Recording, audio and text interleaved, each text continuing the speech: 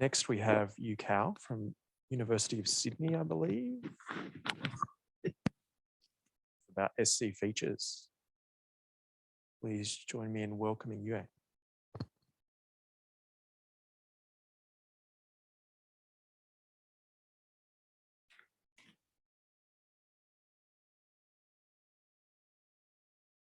Thank you. So good afternoon. I would like to give an overview of my package scFeatures, multi-view representation of single cell and spatial data for disease outcome prediction. I'll start with the motivation of scFeatures, why we develop scFeatures. Then I'll give a demonstration using a case study, and I'll finish with a summary. So a simple definition of single cell is that it allows us to look at the molecular profile of each individual cell. And it's a popular technology used for disease research right now. With single cell, we can identify novel cell populations such as rare cell types. And as the technology allows us to sequence hundreds of thousands of cells, we can look at the cells from an organ atlas level. And now there are lots of computational tools for performing a range of analysis, such as cell-cell communication and cellular trajectory. And recently, the spatial omics technology allows us to recover the spatial coordinate of cells. With all this analysis, they can be considered as cell level analysis because we look at the cells as the unit of interest. But today we would like to focus on the case where we have multiple patients from multiple conditions. For example, with the COVID crisis, which by surprise is still happening, we want to understand what's the difference between healthy, mild, and severe patients. And this is when we need to return to the individual level analysis for predicting patient outcomes, clustering the patient, and finding interpretable signals among the groups of patients. But a challenge with the individual level analysis is that if we look at the current single cell tools that have been developed, we can see that there are categories of tools for performing gene level and cell level analysis, but there's no category that perform the individual level analysis yet. And this is the reason that we develop scFeatures to bridge this gap. scFeatures can use the information obtained from the genes and cells to represent the patient. And by doing so, this then enables the individual level analysis. So to formally introduce scFeature, it is a tool for creating interpretable molecular representation of individuals for single cell and spatial omics data. So scFeatures can represent a patient with more than 100 features coming from 17 different feature types. And these feature types belongs to 6 distinct categories, such as cell type proportion, cell type specific gene expression, pathway expression, cell-cell communication. And we also have a spatial category designed for the spatial omics data.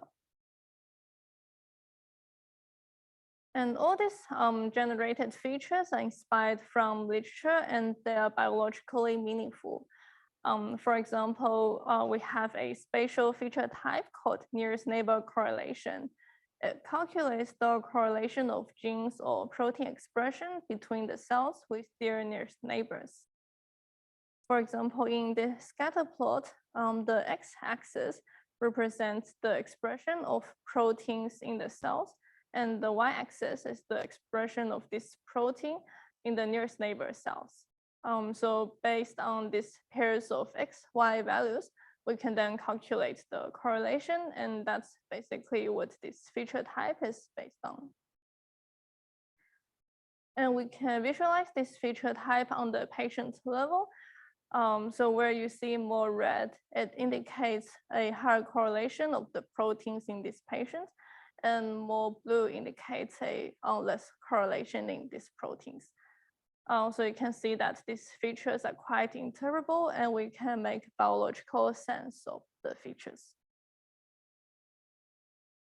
So with the generated features, we can use them to perform association study, patient prediction, and patient clustering. So then I'll give a case study using scFeatures to perform disease outcome classification. We have a COVID-19 single cell dataset containing multiple mild and severe patients. So first, we will use scFeatures to generate the patient representation. And then using the feature we generate, we will then perform the disease outcome prediction. So scFeature is quite easy to use. We just need a single cell data in the form of either surrogate or single cell experiment object. And the data just need to contain cell type label and sample label, where each sample the cell come from. So here we reading the data, and we input the data into this function called scFeatures. And then all the feature types that is shown in the previous slide can be generated in this line of code. So that will generate the features using the default parameter. But in this function, we also have a range of parameters that can be tuned to customize the feature generation process. For example, by default, the function assumes that the data is a single cell RNA-seq, but we also support spatial proteomics and spatial transcriptomics, and we just need to define it in this type parameter. And for other parameters, you can use this check function for more information. So looking at the features we just generated, you can see that it is stored in a list format containing 13 elements, each corresponding to a feature type. So the first one is called proportion row, which represents the cell type proportion of the patients. If we look at the dimension of the feature, we can see that all these feature types are stored in a matrix of samples by features, where the row is the samples and the column is the features. So we can see that in this data set, we have a total of 40 patients. And we can print out the first 3 columns and the first 3 rows to see how the data matrix look like.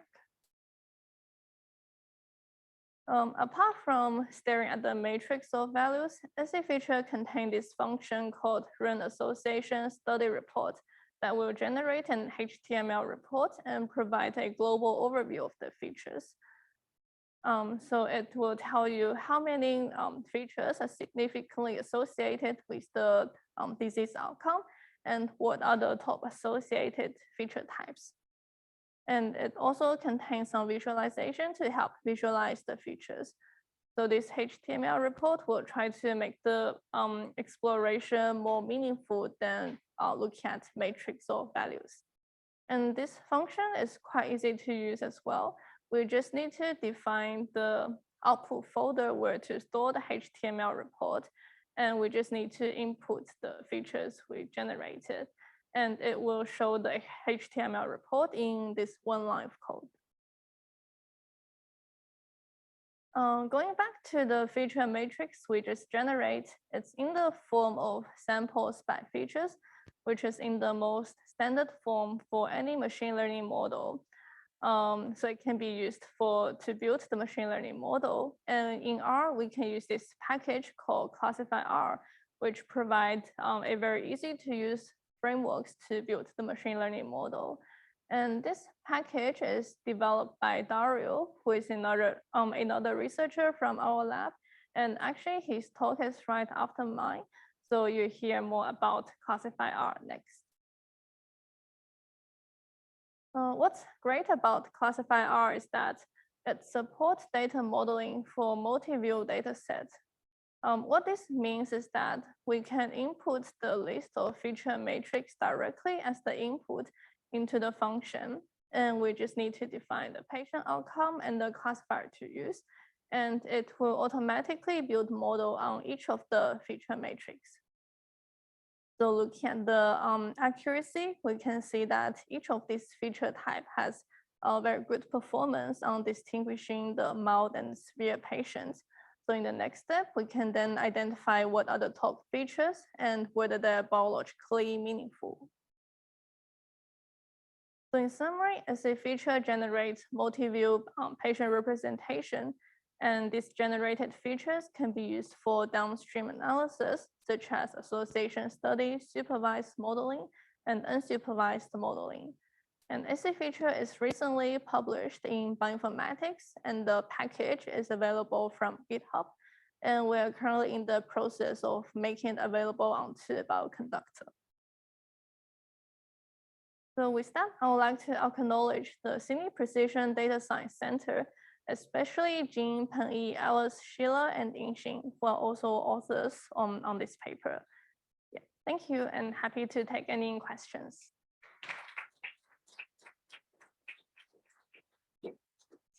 Thanks for a great presentation. Yeah, we got some questions in the audience or online.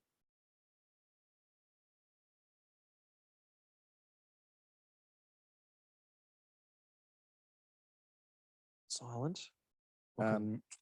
That's great talk. I'm wondering whether you've evaluated the difference in performance by classification using these features versus just using the data on its own.